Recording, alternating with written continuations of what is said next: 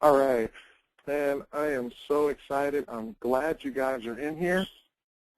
I'm glad we're finally rolling with this CTF, and I think it's going to be a good time. I really think you guys are going to learn a lot. I think you guys are going to enjoy it.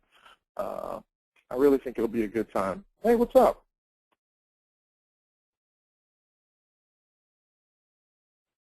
Okay.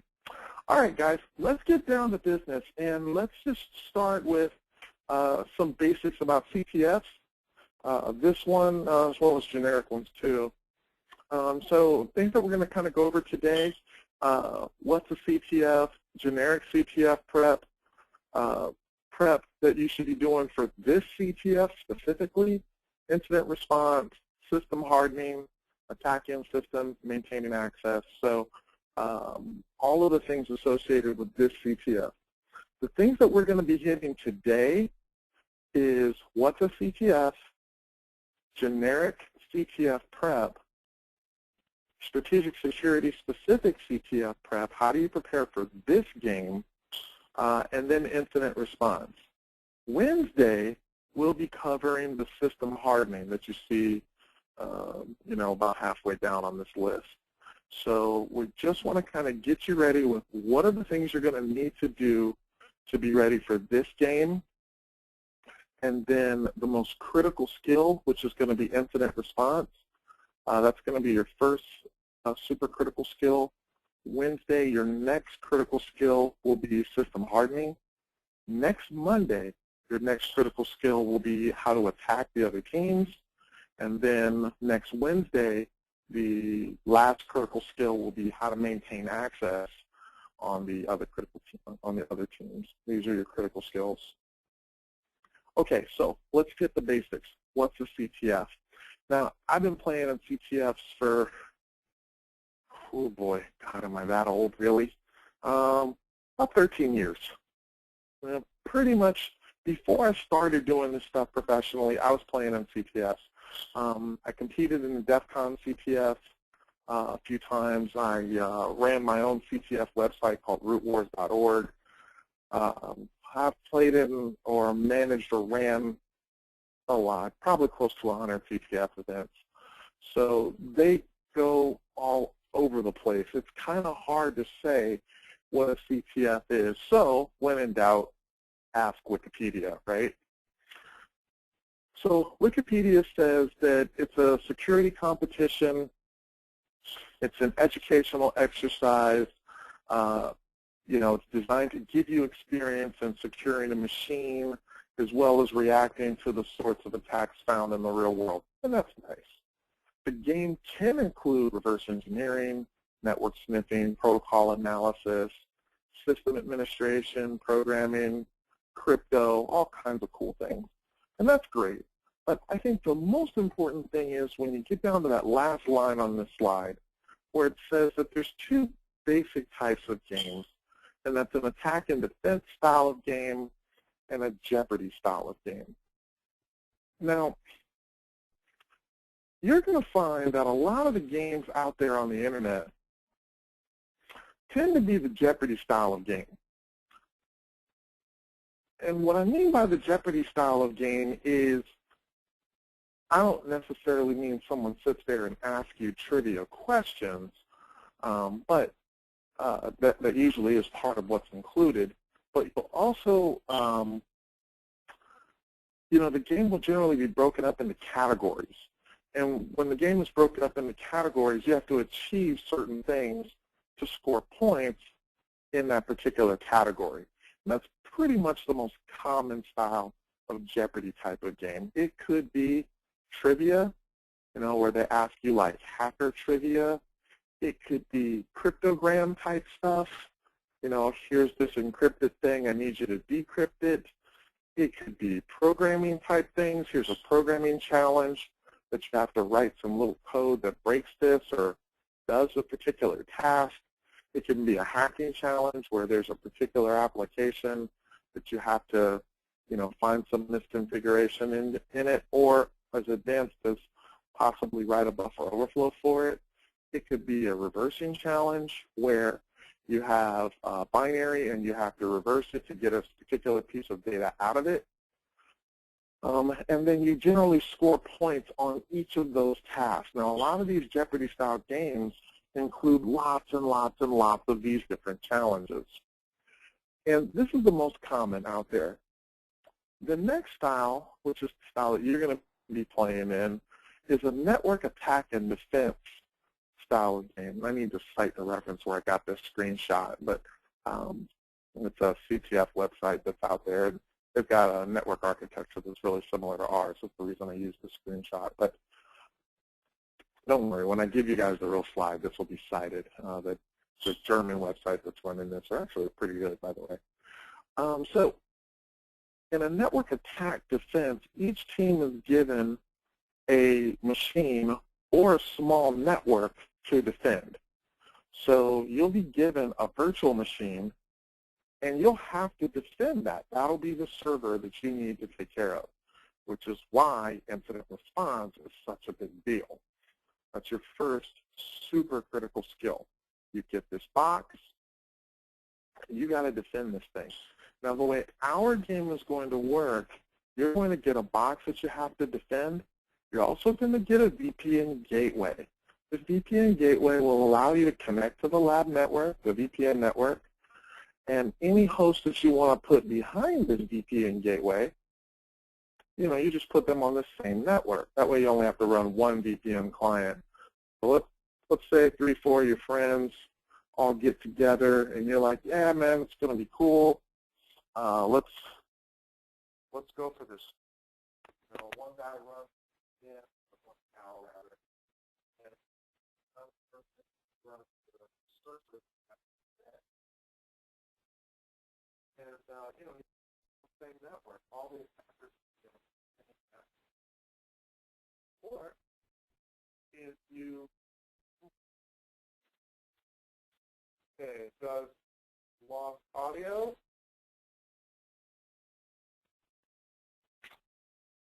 Audio is out. Okay, can you hear me now? Oh, weird. Okay, looks like we're back, huh? Okay, so I guess I'm not allowed to get up and get a rum and coke, huh? No getting up, getting alcohol. Got it. All right, I guess I'll just have to sit still.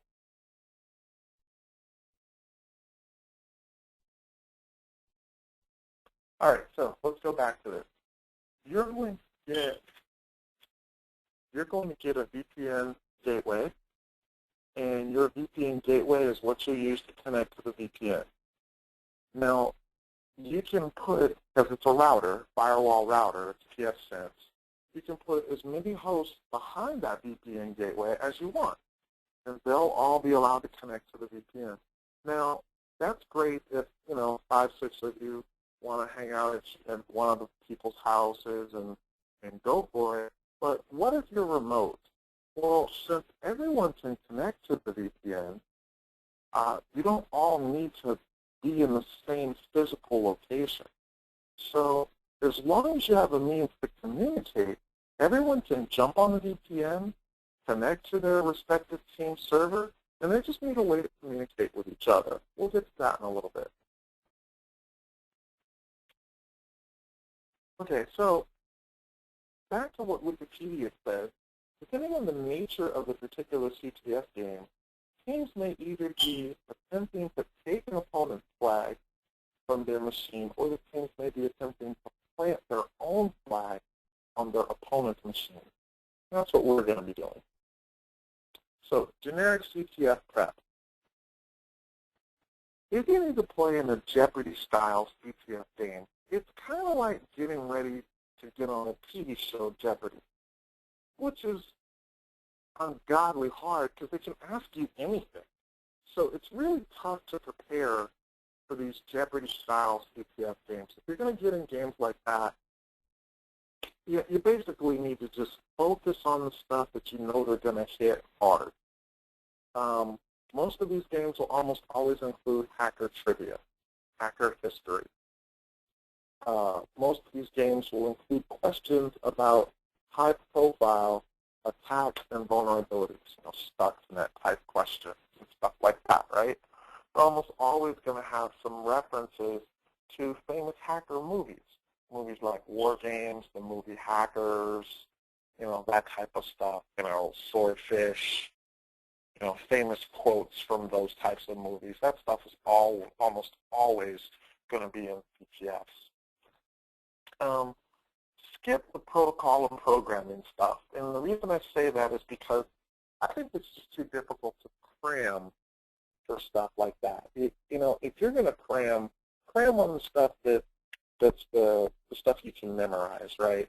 Hacker history, high-profile vulnerabilities, movies, that kind of stuff. You know, you can Google famous quotes from a movie. You know, you can look at, you know, high-profile attacks over the last 10 years. You can look up the history of the, you know, most top 100 hackers and stuff like that.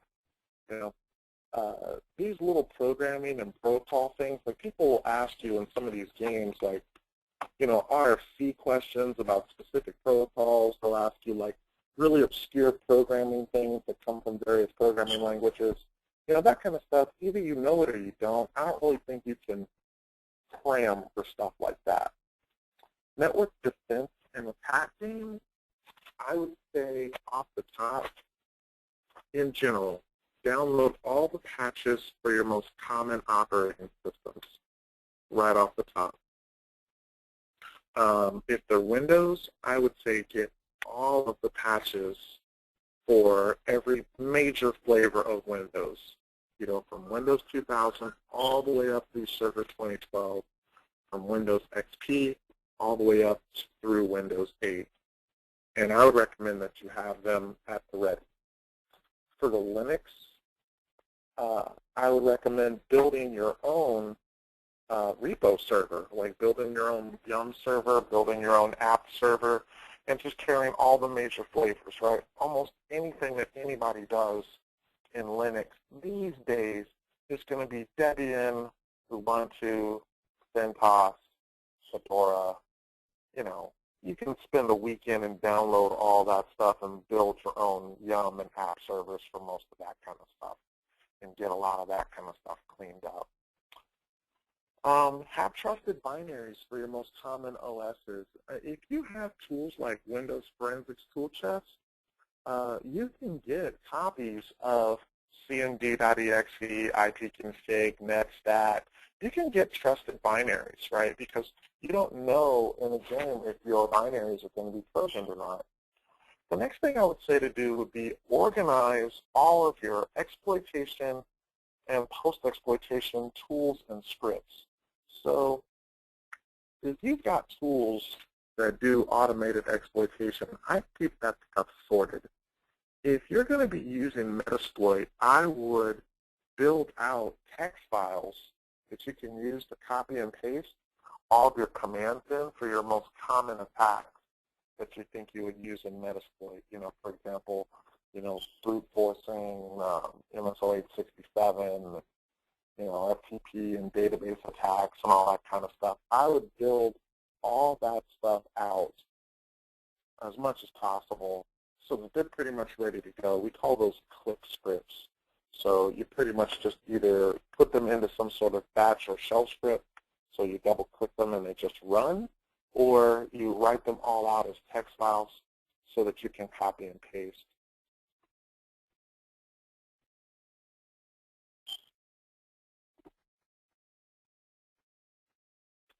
Okay. Well, that's the generic stuff. I think that's pretty easy. What about preparing for this game? This game, I think you got a couple of things that you're going to want to do. Off the top, start with the basics. Is there a tutorial for building an app server? Why? Yes, of course there is. Nothing like Google to save you. Louis, I will furnish a link to a couple of those tonight. That's probably a good thing to throw in here. All right, so start with the basics. Most important, verify that wherever you're going to be playing the game from has good, fast, and stable internet. I know it sounds corny. I know it sounds stupid. Verify that wherever you will be playing the game from has good, fast, and stable internet. Verify that the network you will be playing from is secure and safe. Now, people ask the question, hey, would it be possible for somebody participating in this game to jump from the server that we are defending and attack us? They're not supposed to. That is correct, they're not supposed to, but is it possible? Yes, it's possible. Is it likely? I don't think it's very likely. You know, most people are playing in this game, they want to win the game. I don't think they want to try and jump on your machine. But that being said, take the necessary precautions. I would say the best thing to do is to make sure that you are on your own separate subnet for this game. Now, the fastest way that you could probably create your own separate subnet is to just go buy another little Soho, small office, home office, little router. You know, go to Best Buy, find one of these little $50 routers, and plug that in to the network that you already have wherever you're at. So, you know, you already have a home network or a network at your office. You lost my microphone there. So, I would say plug that little Linksys or D-Link router in and just use that. So let's say you're at your home and you've got a Linksys or D-Link router at your home. Then what I would say is on one of the 4 ports, internal LAN ports, plug in another router, and then that router will give out DHCP on a separate subnet, and now your subnet is completely isolated. So now somebody jumps off your attack server or whatever the case may be, there's nothing on that subnet for them to get. It's a nice, you know, fast way to create a whole nother network. Now, I found these little D-Link, little wireless routers, and I found them for $29 at Best Buy. They're perfect for stuff like that. Let's say you don't do something like that and you just want to use, you know, your network at your house. I would say either turn off every other computer in your house or make sure the firewall is on for every other computer in the house. Or just make sure that no one else is on your subnet that you're using during the game. Okay. All right, make sure that every machine that's going to be an attacker, make sure that each one of those has at least 2 gig of RAM. If you're running the newest versions of Metasploit, you're going to notice that it can be a little bit of a RAM hog. So if you're going to try to run your Kali, Backtrack, or you know, or any type of attack machine, I would try to make sure that that machine has at least 2 gigabytes of RAM dedicated to itself. So if you're running a laptop and, you know, your laptop is running Windows, then you're going to run a virtual machine with Kali, make sure that that Kali has 2 gig of RAM just to itself. Make sure that your machine has enough resources that you can do that. Verify that your defensive server has at least 4 gig of RAM. It would be really nice for you to be able to dedicate 2 or 3 gigabytes of RAM just to the defensive server. Now again, you're going to score points. Later on, you're going to learn this. You're going to score points for your ability to keep this server up and running. Now, knowing that lots of other people are going to be attacking it, lots of other people are going to be accessing it, being able to give this server as much RAM as possible is an absolute must. You've got to be able to give your defensive server as many resources as possible in terms of processor and RAM, because you're going to be scored on your ability to keep this sucker up and running.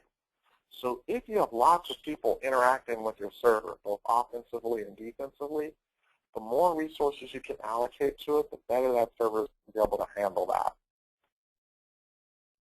Okay, last thing. This game cannot, let me rephrase that, should not be played with VirtualBox. I will not support VirtualBox for this game. This game, I'm building these virtual machines on VMware Workstation 10. VMware Workstation 10. I strongly, one more time, strongly recommend that you use VMware Workstation 10 or the latest version of VMware Player. I know VMware Workstation has a cost, but you can download a trial version that's good for 30 days. Will VMware 9 be supported? The answer is yes. Come on, Javon. Javon, come on, man. You're my tech support. Come on, Javon. We pretty much should just say we're going to run whatever Javon is going to be running because Javon still serves as tech support.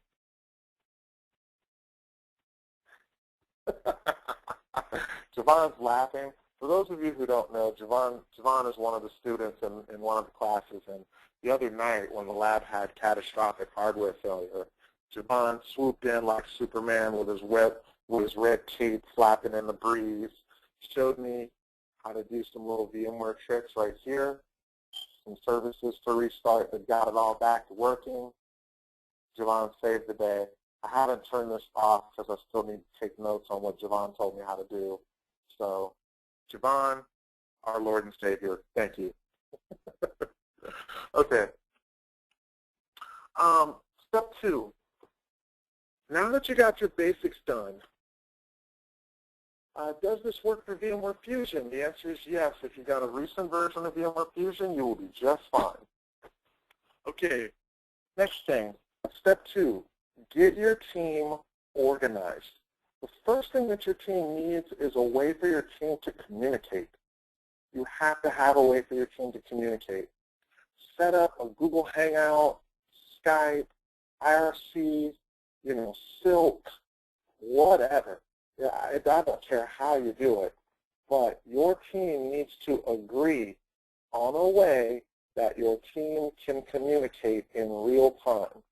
So while the game is going on, you should be able to chat with people or voice talk with people that are on your team. Huge, huge, huge, super important.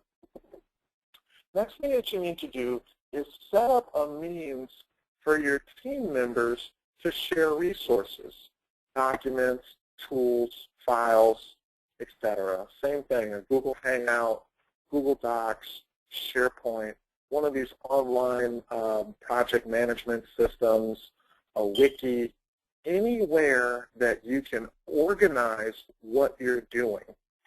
Because, starting today, you're going to start preparing for this game. So all the work that you're doing, scripts and things like that, tools, notes, output of tools, way the tools work, you want to have that stuff sorted.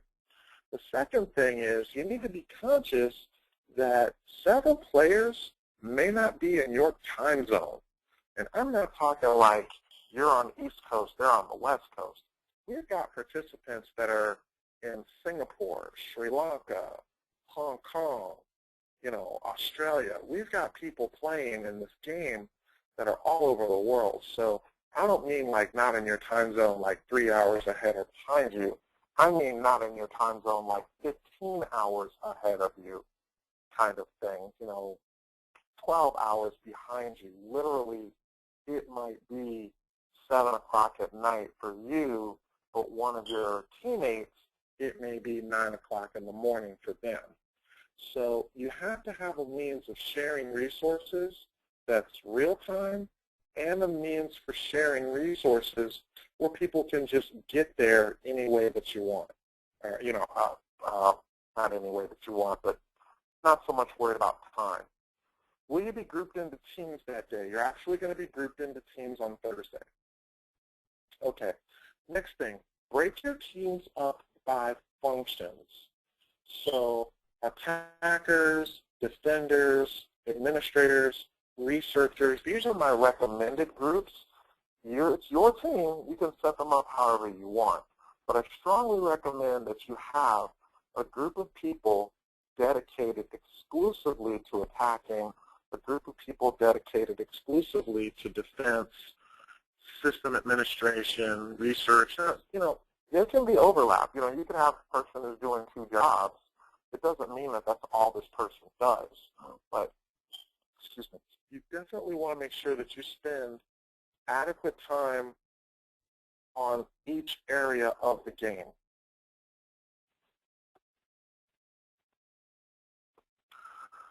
Okay, so players that do not have a team, several of you signed up as a team.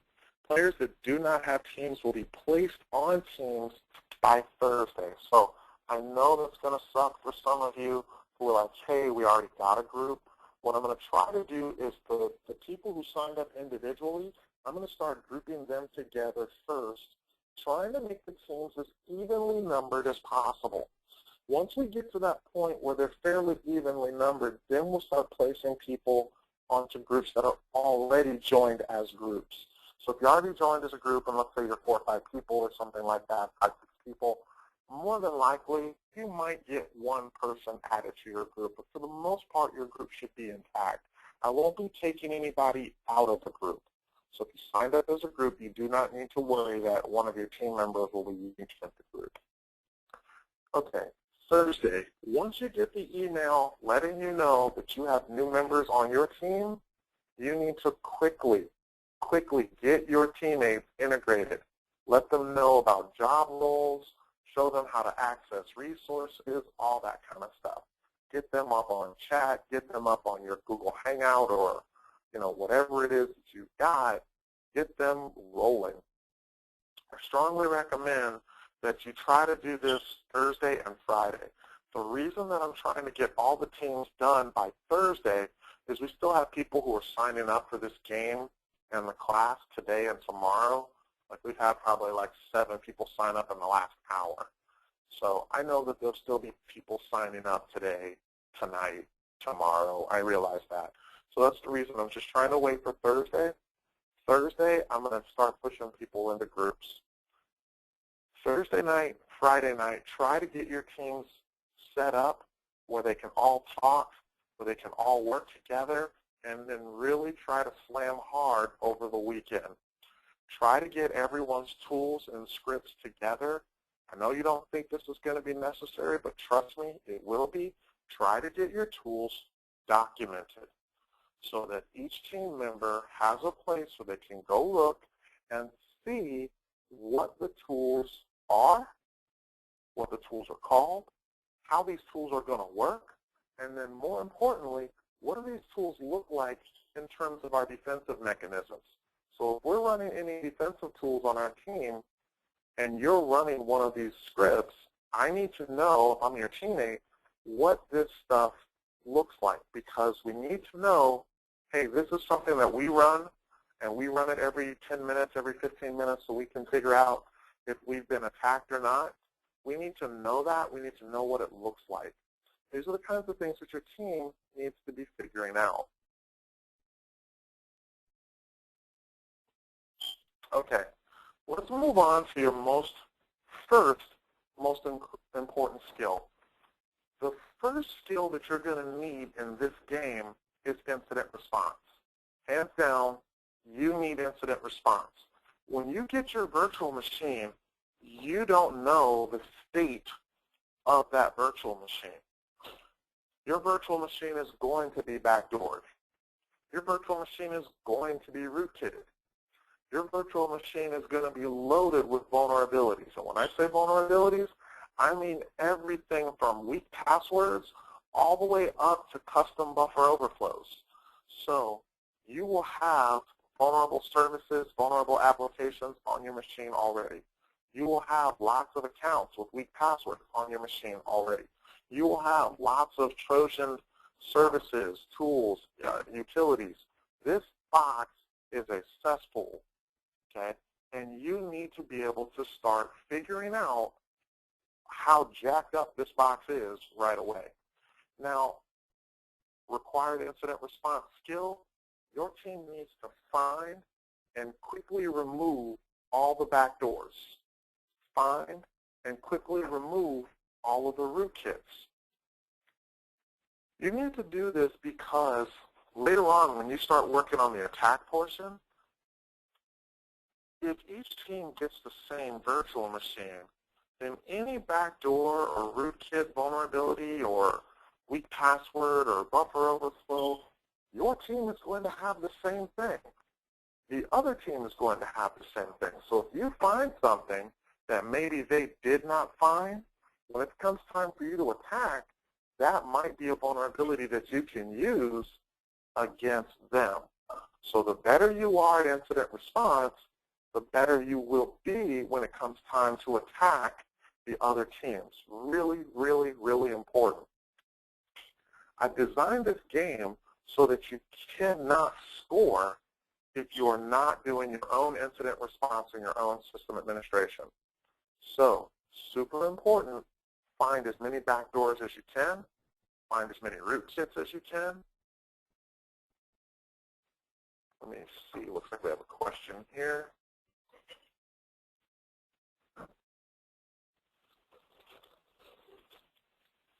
Okay, Javon's question, will custom buffer overflows be patchable? Will we have the executables so we can set up payloads for attacking? The answer is yes.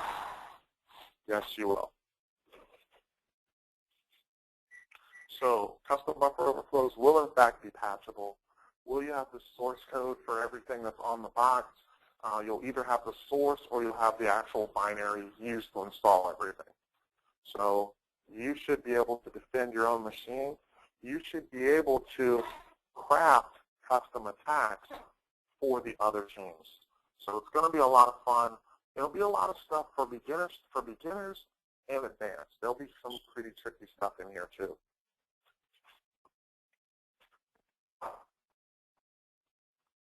Okay. All right. Your first thing in dealing with a compromised machine, you need to find all of your running processes. So list all of your running processes. I'm going to show you a GUI tool, and I'm going to show you a command line tool. I would strongly focus on command line utilities if I were you. The reason is, if you're going to have more than one defender, more than likely you're going to have people logged in via command line to your machine. So if you're going to have, let's say, 3 defenders, you probably won't have all 3 people using remote desktop on your machine. You'll probably be logged in with command line access. So can you use tools like Task Manager? Can you use tools like Task Manager? Can you use Process Explorer? These are great to list all the running processes, but then you can use command line tools like Task List and PS List. Now I'm showing you both, right? So let's say, for example, Task Manager is native to Windows. Task List is native to Windows. Process Explorer is a system internals tool, so it's something that needs to be installed. PS List is a system internals tool. It's something that needs to be installed. Okay. All right.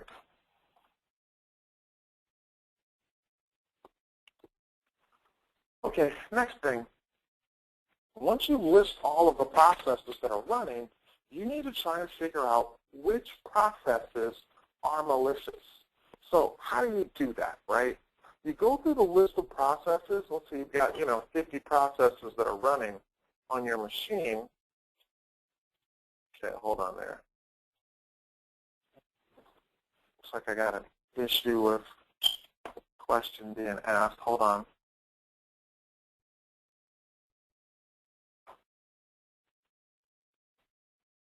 Do you get the virtual machine?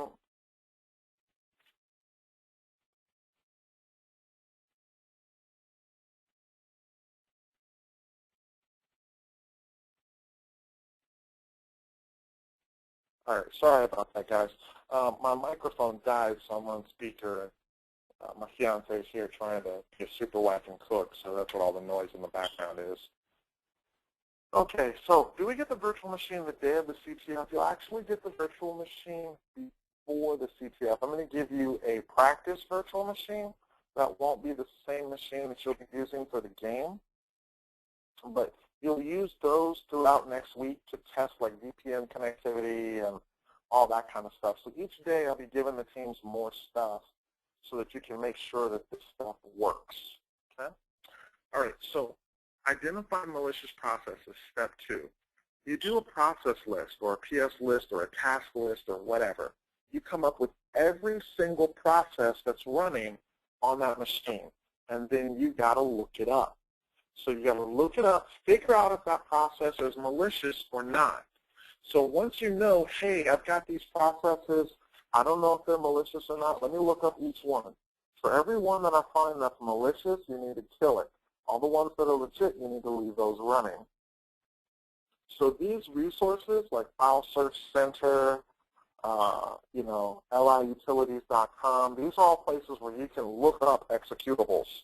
So you have an EXE or a DLL that the operating system is running or interacting with, and you want to look it up and it's malicious, this is where you do it. And then, of course, Google. All right, as soon as your malicious processes, now you have to kill them. So you can use Task Manager. You can right-click on a process and end the, or you can use process kill processes that way. You can use the task kill command, and you can use the PS kill. Task Manager is going to be native. Task kill is going to be native. Process Explorer and PS kill are sysinternals tools that you'll have to install.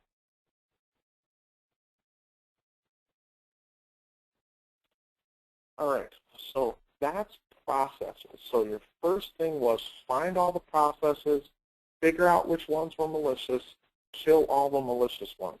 The very next thing that you're going to want to do, find all malicious connections. So start with things like TCP view, which is a sysinternals tool, or NetStat, and then you're going to want to look through that NetStat output and figure out which connection is not from one of your teams. So you're going to need to take inventory. Here's where we get to that team organization. Once every team member connects to the VPN, you're going to need to figure out, hey, so-and-so, Tim, Bob, and Joe, here are their IP addresses. When I do a NetStat on this server, their IP addresses are okay. Anybody who's not on my team, those are IP addresses, connections that I need to kill. Now, TCP view can kill connections. NetStat usually can't, right? Now, you have TCP kill in Linux. You don't have that in Windows. So you would probably have to do a NetStat ANOB and list the binary so you could figure out which actual process ID that you need to kill, what EXE that you need to kill. All these links down here for NetStat command explain how to do that stuff I'm talking about, like list the actual process ID and the binary executable ID so that you can, an executable name so that you can kill it. That's listed right here in this NetStat command, all these links below that.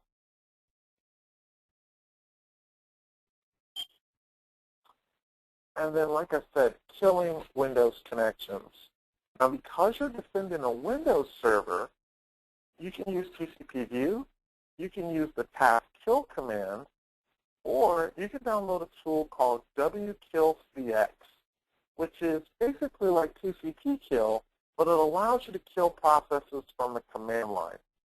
So again, you can use the task kill command, or you can use this WKillCX tool, and that's cool because that'll allow you to kill processes, and you can just specify the IP address too. So if you see a bad IP address, you can WKillCX that IP address, and it'll kill the process that's associated with that IP address.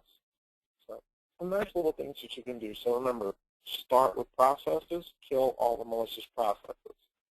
You have trouble with that, you quickly move on to connections. You see connections from somebody else, kill the connections.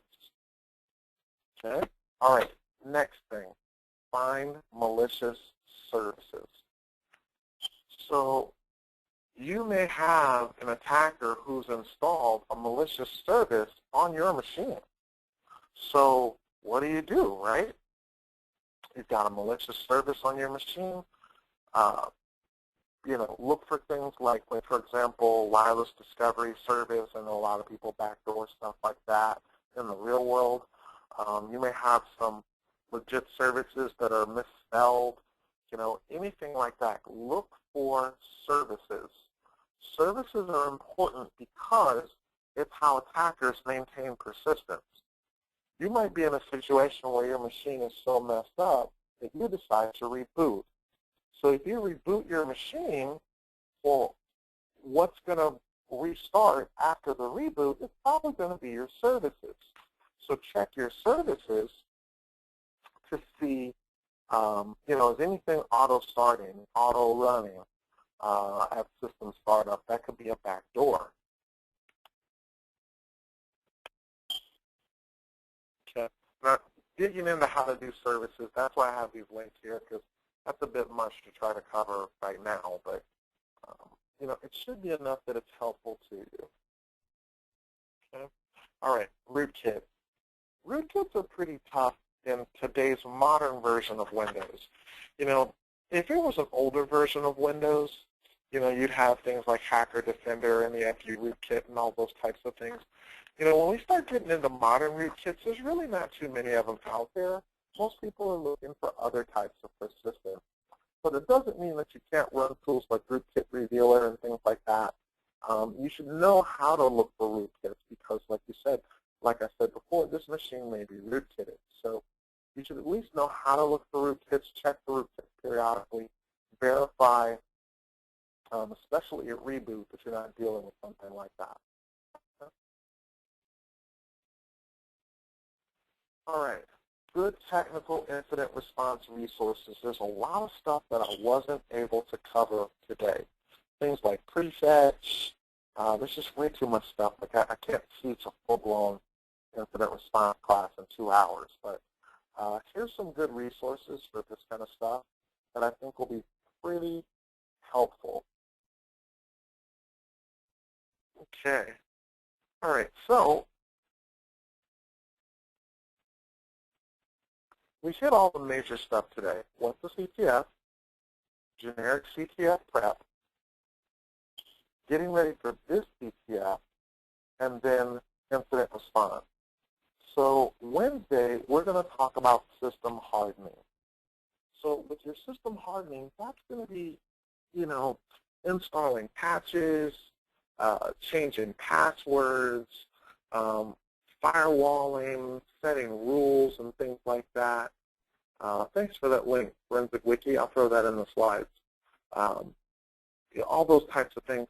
And then I'll give you all of the information around what we can and can't do. So far, we're looking pretty good. We're floating at about 50 participants right now, something like that. So we'll have a couple of teams. We'll break you up into, 4 or 5 teams, and looking like it's going to be a pretty good game. I think this will be pretty good. This will be our first game. Like I said, it's going to be a pretty good hodgepodge of skills. Now, what I'm really hoping happens with you guys, I'm hoping that you guys play in more of these. I'm going to shoot for holding a game once a quarter.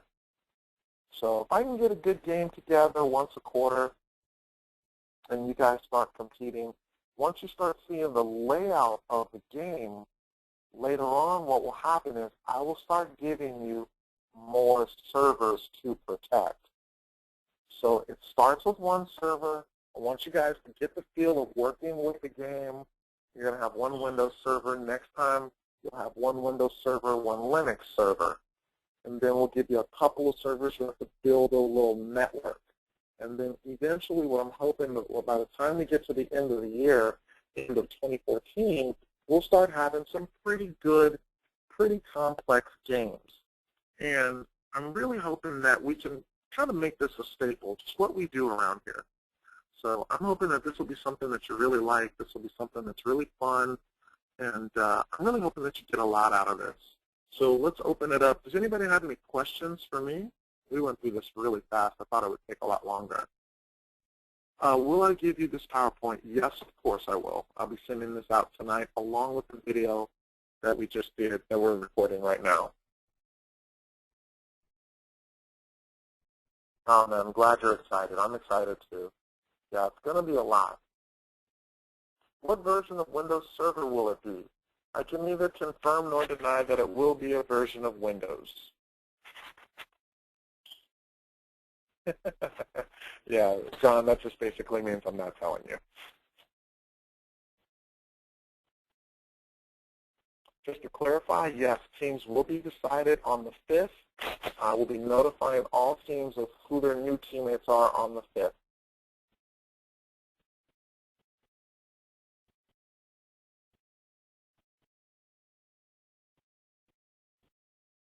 Not a problem, Johnny.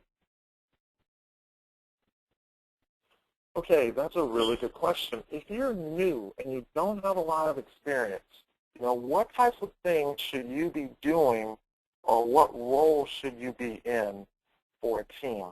I would definitely start on defense and research if you're new. Okay? Start on defense and research if you're new. If you're going to be attacking is going to be tough. The reason that I'm saying attacking is going to be tough is because now teams are going to be killing connections. Just be ready for that. Nothing is more frustrated than finding a vulnerability and then all of a sudden being kicked off the box. So it's going to be a lot easier to be a defensive person because you're just going to be running a ton of NetStat and TCP view and stuff like that, trying to figure out who's on the machine. Are we going to be covering that? Yeah, we're going to be covering defense this week. That's going to be your system hardening. How will we establish our first contact with all of our teammates? I'm going to be giving all of your teammates your email addresses.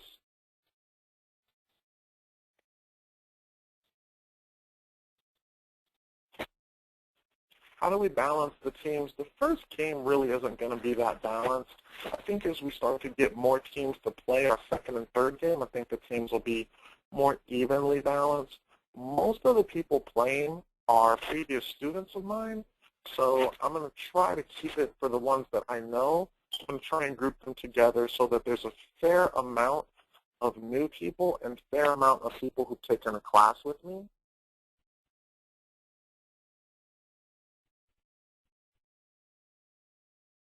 Is the version at least an active Microsoft Windows version? Yes, it is. In other words, you're not dealing with Windows 2000.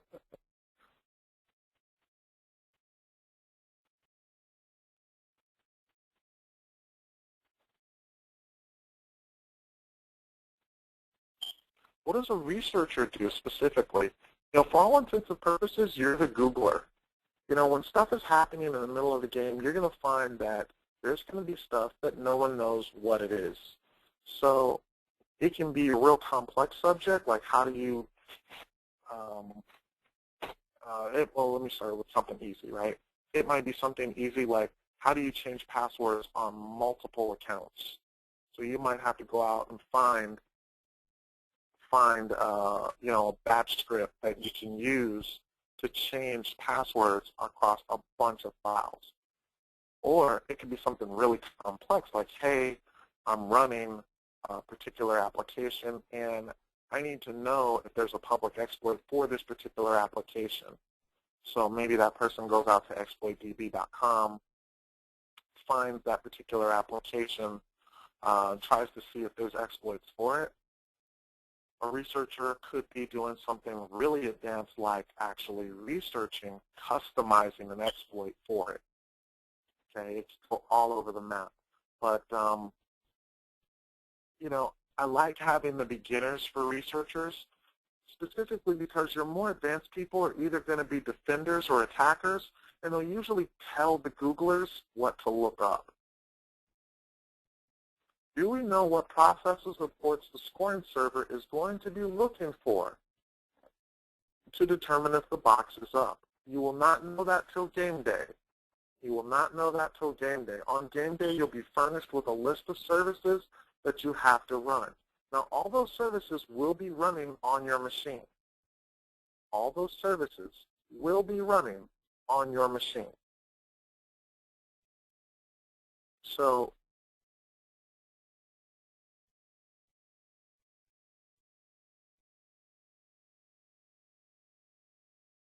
how long is the game going to last? The game's going to last for 12 hours. Okay, on game day, is there only one game? There's only one game on game day. I really want this to, I just want to get through this and see how we do. Once I see how we do, my goal is to do it quarterly. I don't want to do it monthly. It's just a little bit too much work.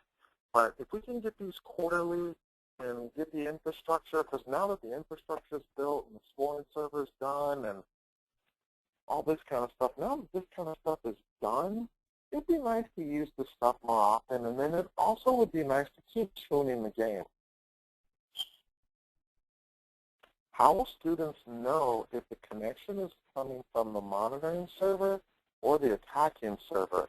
That's a really good question, and boy, I sure hope the defensive people can figure that out.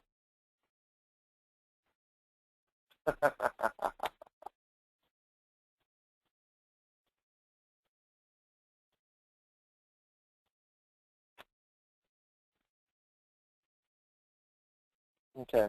All right, so to give you guys some good deadline kind of stuff, Thursday, everybody will have their teams. Monday, everybody will have their VPN gateway. So your VPN gateway should be up by Monday to test VPN connectivity. So I want to make sure that everybody can get connected to the VPN and, you know, all that good stuff, and hey, you know, hey, I'm working and we're all good. We want to make sure that happens.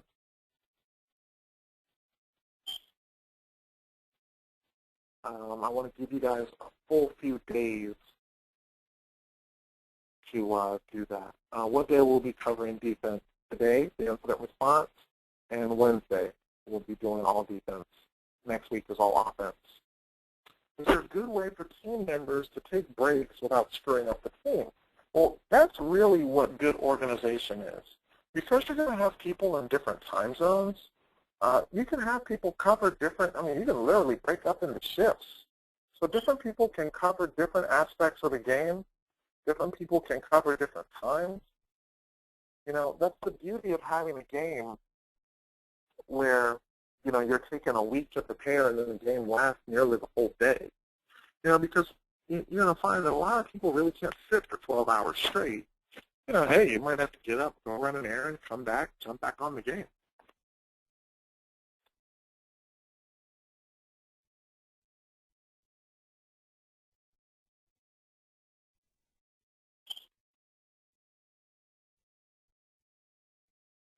Okay, I'm just kind of cleaning up some questions here.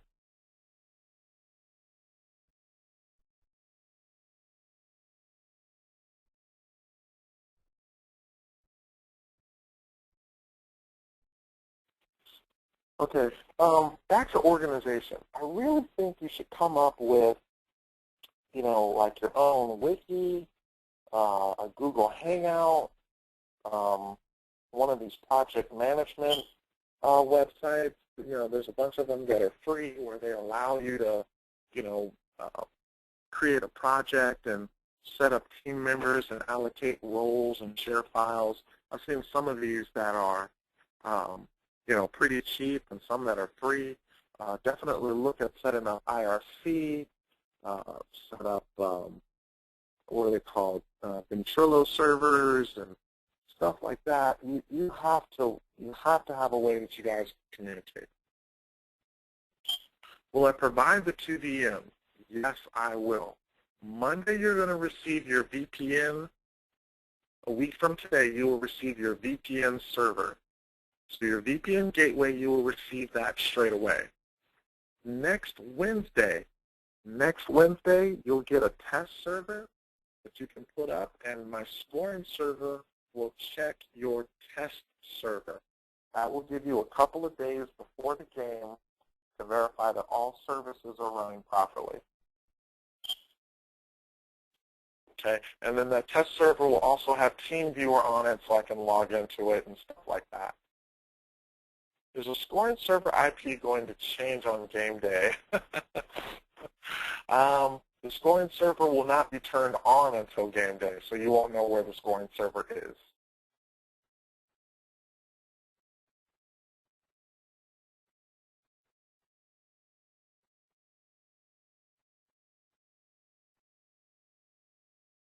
Okay? All right. Any other questions?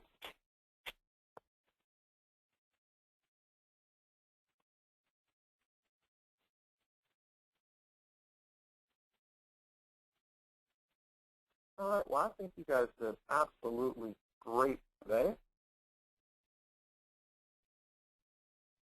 think you guys did a really good job.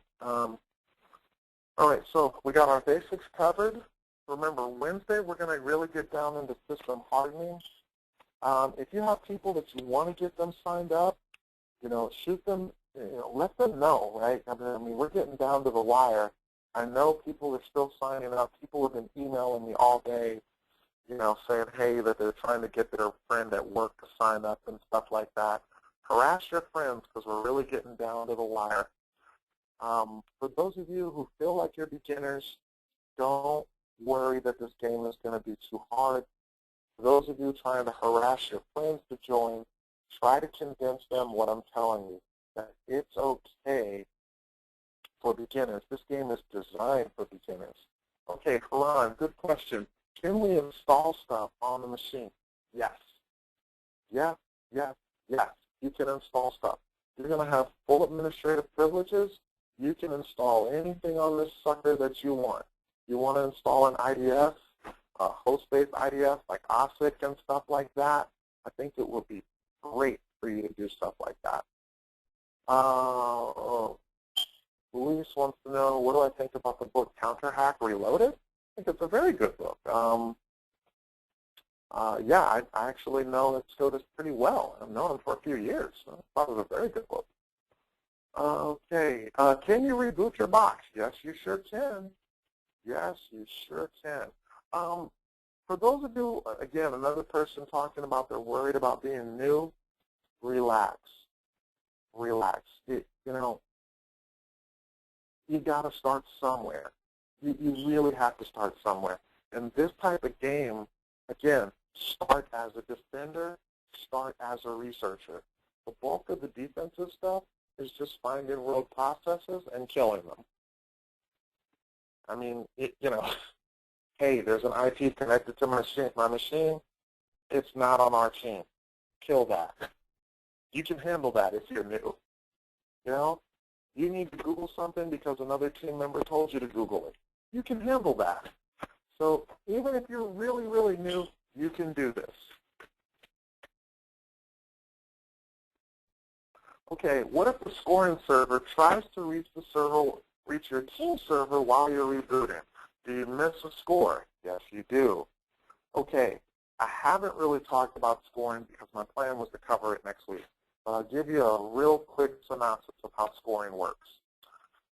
Scoring works by you being a good system administrator. You're going to be provided with a list of services that you have to run.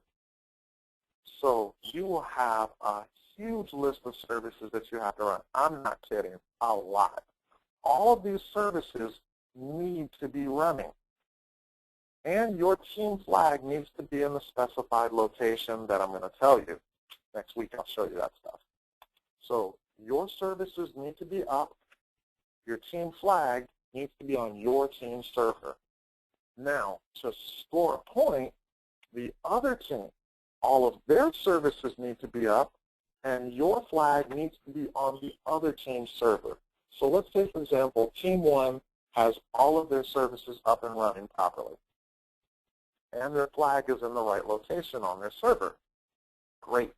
Team 1 wants to score on Team 2. Team 1 gets on Team 2's box. Team 1 copies their Team 1 flag to Team 2's flag location and overwrites Team 2's flag. All of Team 2's services are up and running. Now, the scoring server sees that the services on Team 1's machine are up, the services on Team 2's machine are up. it notices that Team 1's flag is on Team 1's box, and Team 1's flag is also on Team 2's box. Team 1 scores. Okay?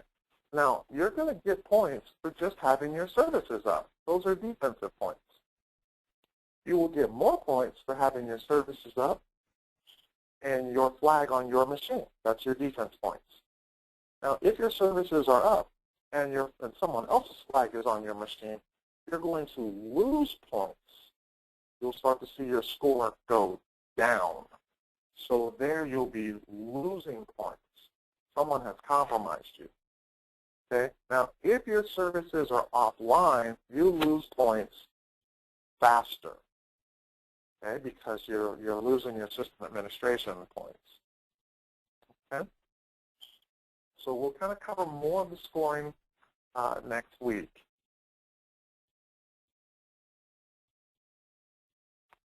Okay, will the flags be verified by a hashing? I'm not going to be explaining that. Okay, does your flag have to be in a certain location on your opponent's machine, or can it be virtually anywhere? It'll have to be in a predefined location. What type of file will it be? It'll be a text file.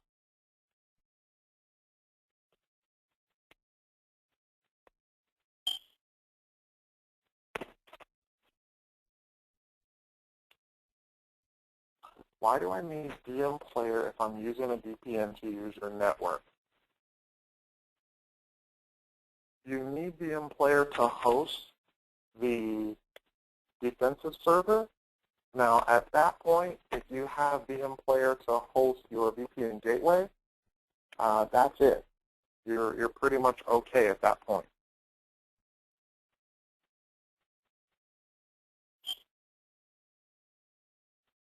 I didn't even realize it was you, Rich. What's up, man?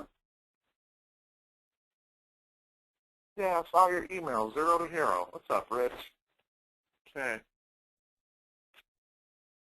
Man, I can't believe that, man. Me and Rich go way back, guys. I'm not kidding. We're talking years. All right, guys. Any other questions for me?